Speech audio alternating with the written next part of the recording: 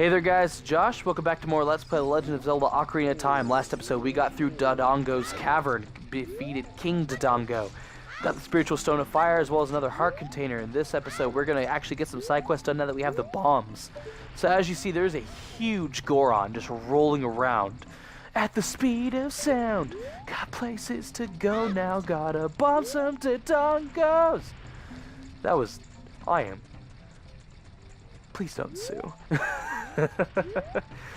So what you want to do is you actually want to blow them up. The sign right there will tell you to blow them up under this archway. If you blow them up anywhere else, it won't really do anything. So what I always found works is actually just go up to him with the bomb, take the damage. It doesn't take a lot, and then you just want to speak to him, and then he'll be like, "Well, you're actually courageous, so I'm actually going to give you this big bomb bag." And now that we have the big bomb bag, we can carry up to 30 bombs. And we can actually get the final bomb bag upgrade right now if we wanted to. However, I'm just going to wait a little bit. Not too much later. If you go up these steps right here, then this left side, you can actually bomb. This will open up another Gold Scotula pathway. And it's like a little bit of a maze. You see this little area in the corner. This little maze right here is actually relatively easy to navigate. You just blow up this rock right here, and just follow the path that I'm laying down right now. It's not very difficult. You're just going to need probably, I think, a maximum of like 4 or 5 bombs. Which, if you just got that bomb upgrade, it'll refill your bombs, so it's not a big deal.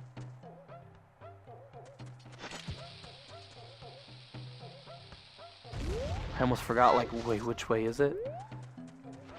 And this right here. Now you made your way. This right here is a gossip stone. It's 558. You know what? In fact, oh, I don't have it. Never mind. Oh yeah. So open these chests. It'll contain 50 rupees apiece. There we go. I'm gonna save that one right there just in case I need it. Roll into this box. Be careful because there's a gold Scotula. There we go. Got another token. What are we at right now? We are at 23 tokens. We need 30 to get that final wallet upgrade, which I really want because that way I can sell the bunny hood and just max out on rupees. Because trust me, for one item and one item only in the game, you're going to need like hundreds upon hundreds of rupees. It's ridiculous. Alright, so that's about it for Goron City for the time being. We'll come back here much, much later. But for right now, we can just exit. There's not really too much left we could do in Death Mountain. However, the stuff we can do, I'm going to actually get done right now. Remember in the Deku Tree, there was that bombable wall we can actually bomb? Well, I didn't realize it until a little later, but you actually need another item from the 3rd dungeon to be able to even go anywhere past that. So, even if you were to blow up that wall right now, you couldn't get the item that's in there just yet. So we're just going to have to wait on that just a little bit longer. So right now, we're just bombing these rocks. I was going to say these blocks. To get up to Death Mountain, like the peak. My goodness, just...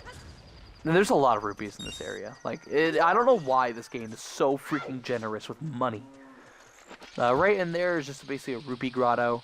No really big deal about it. Now here's the thing. It's recommended you go through here and be cautious. Whenever you see falling rocks, because yes, the volcano will explode and falling rocks will come. So it's recommended you use your shield to block it. However, I'd like to tank damage. Oh, I guess I didn't blow up that grotto. And if you just back run, which is overall faster than just regular running, I don't think you'll take any damage. And you'll get through it in just one phase. Yep, there we go. Didn't take any damage, you got through it in one phase.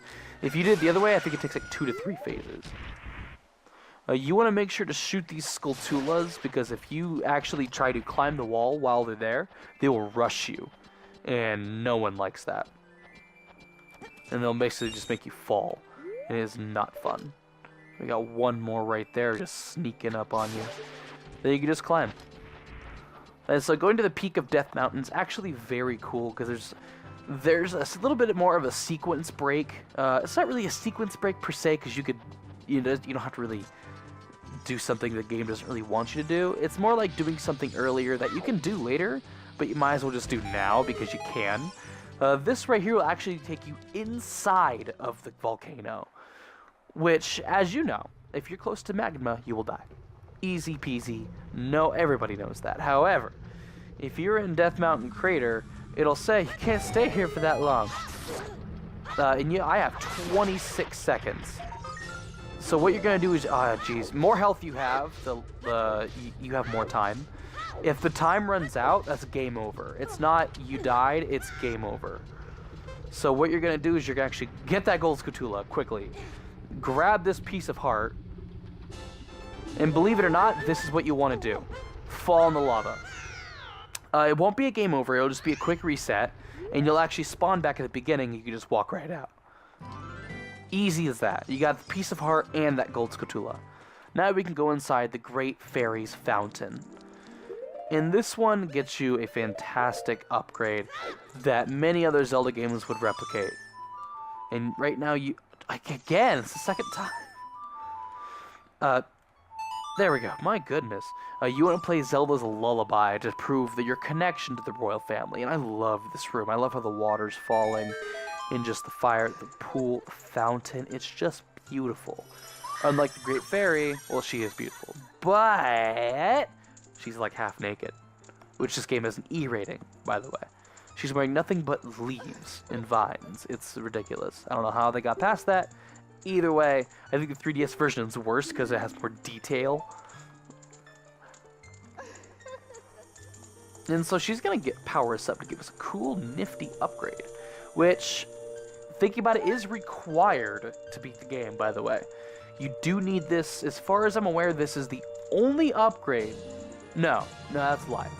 There's 2 fairy upgrades that are required. 3. No, 2. Is it 3? There's a decent amount of fairy upgrades. Every time I think of one, I think of another. Like, no, that one's upgraded. No, that one too. 3 off the top of my head. Maybe all of them are. I'm getting them all anyway, so it really doesn't matter.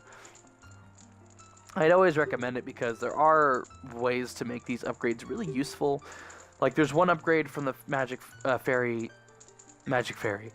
the Great Fairy, who no one really uses that much, if at all. They don't even know it exists because it's so optional. I'm going to get it. So what this chick gives you is the magic upgrade. Now what it does is if you actually do the spin attack now, you'll have a blue light and it'll extend your range. However, if you charge it up, you'll actually, when it gets to orange, you can let go of it. It'll create a super spin attack. And that drastically increases your range, and it makes it so your attack power is a little bit increased as far as I'm aware.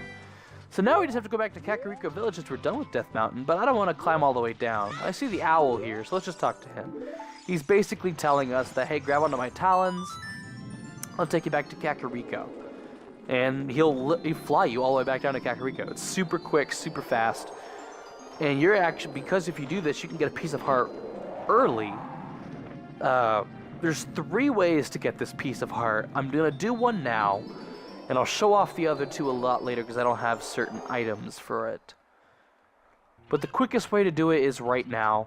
Remember there was this, right above the lady who sells the chickens, it was this like little hole. Well, you can actually go through it. And right here next to the cow is a piece of heart. There we go, we got 3 pieces of heart. And now we're going to, leave that room. Like I said, there's 2 more ways to get here. This is the fastest and the most efficient because you have to get down to Kakariko anyway. Might as well talk to the freaking owl. And now that we have bombs, I'm trying to think. There's nothing left to do in Kakariko. Nothing to do in Kokiri Forest. There's only one thing really to do. Bombs don't open that much to you, believe it or not. Bombs really just get you like a couple of things side questy, like the stuff in the Death Mountain and Goron City, and that's about it. Like it gets you the one thing in the Deku Tree, which by the way, in case you guys are really wondering what it is, it's another gold scutula, but it's on a wall and I need something to make it so I have extended reach, so I can't get it right now. There is a bombable area right next to this tree, but I can't get the item there, the gold scutula there either, because I also need something to extend my reach. Once I get, it's the 3rd dungeon item. Once we get that, oh my goodness, I can get 15 gold Skulltulas or something like that. I can get several pieces of heart. There'll be a lot of stuff you can get. But right now we're going to go to the Hyrule Castle Town Market. And there's two things we can do here. Let's just give back the mask to the Happy Mask Salesman. Since we're already here, might as well do that. Because, you know, if we're already here, we're already right in this area, might as well do it. Actually, I don't need... I was about to equip it, but it's like, he doesn't have it. I don't have it. I sold it. There we go. Now, the last mask is the Bunny Hood. But like I said, you want to wait to the last wallet upgrade because you get the most amount of money with this.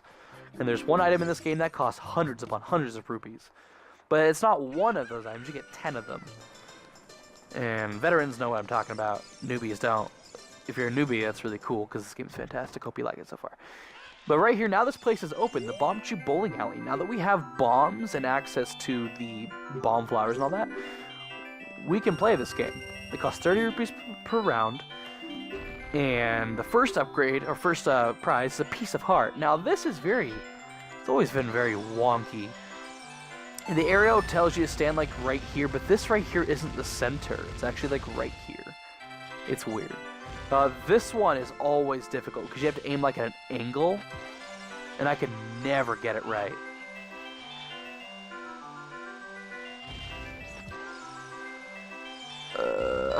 Freaking chicken! Or Kuko. Whatever you... Oh, jeez. Alright, well, there's that. I don't want to waste my bomb chews because... I swear, this freaking chicken. Because that... how it is, it's a cycle of what prizes there are. There's two prizes you want. One that's pretty okay. Oh my freaking goodness, chicken! Two prizes that you want. One that you can, if you want, you can get it, but it's not. I swear, this. You could. I guess I could try right here because it's chicken.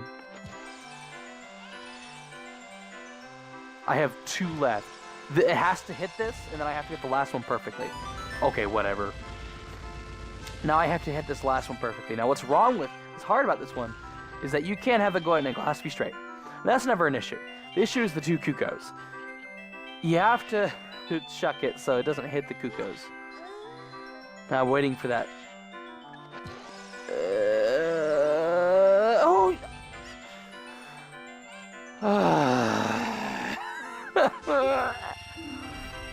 Here's another upgrade. It's just bombs. I'm just gonna waste my bomb chews. I really don't care about getting more bombs.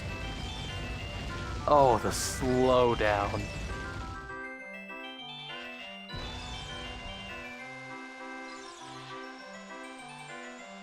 Yeah, because I really don't care about bombs. Here we go. Here's another upgrade. It's the biggest bomb bag upgrade. There we go. 40 bombs if I win. Hopefully I do, because this minigame, I don't really care for it. I never have, and I never will. It's because the aiming. It's never the chickens, really. It's I can't aim it properly. Because you can't, like, Z-target to go straight. You just kind of play it by ear, and I always aim too far. Ooh, is that good? Is that one good? Sweet. Another last one. I have plenty of bomb chews. Hopefully I can get away with just chucking one right then, and I swear, it's always the last minute with this freaking chicken. I don't care if you're a Kuko. You're a chicken now. Come on, come on, come on. I swear, it's like, ooh. Exploding. Come on, you moved out of the way. What? Why did you go back? Why did you go back? I never have a hard time like this. It's always with the aiming, it's never with the chickens. Come on. Oh, I swear. Why would you turn around? I'm having the toughest freaking time. Oh my goodness, this freaking chicken. Yes, I would like to play again. My goodness, I'm a freaking gambler. 50 rupees. Alright, I don't mind winning this.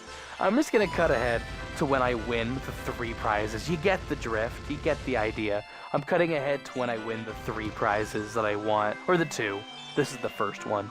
but I want to win the bomb bag and the piece of heart. So I'll see you guys then when I get those items.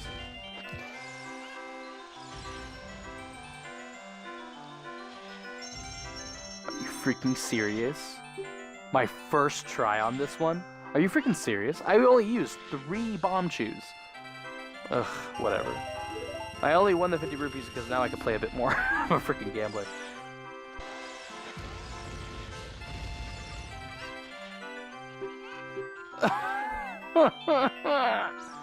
Okay, so I got my piece of heart. I never got the big bomb bag upgrade. I ran out of rupees. I am flat broke.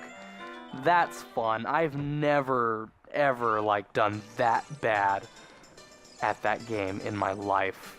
That is atrocious. I got the piece of heart. I got the 50 rupees. I think I also got, yeah, I got bomb shoes. That was another prize you can get. I won 3 times in a row, mind you. And that was ridiculous because I got the 50 rupees, I got the bomb shoes, and I got the piece of heart. Then the next one was bombs. I didn't want bombs, so it's like, oh, just waste everything. My goodness, that was atrocious.